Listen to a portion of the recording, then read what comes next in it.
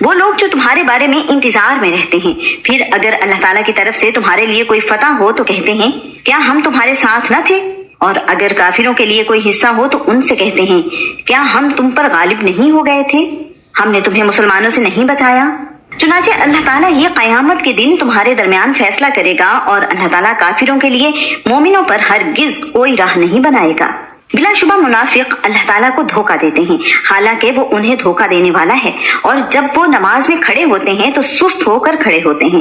وہ لوگوں کو دکھاتے ہیں اور اللہ تعالیٰ کو یاد نہیں کرتے مگر بہت ہی کم۔ وہ درمیان ہی میں ڈاواں ڈول ہیں، نہ ان کی طرف ہیں نہ ان کی طرف ہیں، اور جسے اللہ تعالیٰ گمراہ کر دے تو آپ اس کے لیے ہرگز کوئی راستہ نہیں پائیں گے۔ اے لوگوں جو ایمان لائے ہو، مومنوں کو چھوڑ کر کافروں کو دوست نہ بناؤ۔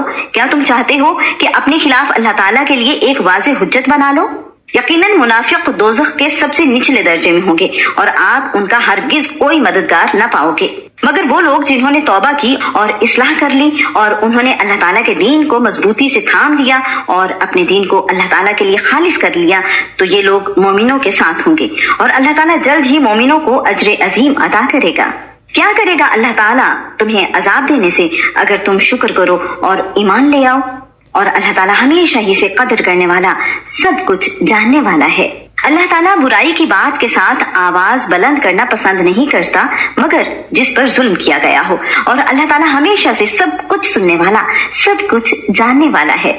اگر تم نیکی اعلانیہ کرو یا اسے چھپاؤ یا کسی برائی سے درگزر کرو تو بلا شبہ اللہ تعالیٰ ہمیشہ سے بہت معاف کرنے والا، پوری قدرت رکھنے والا ہے۔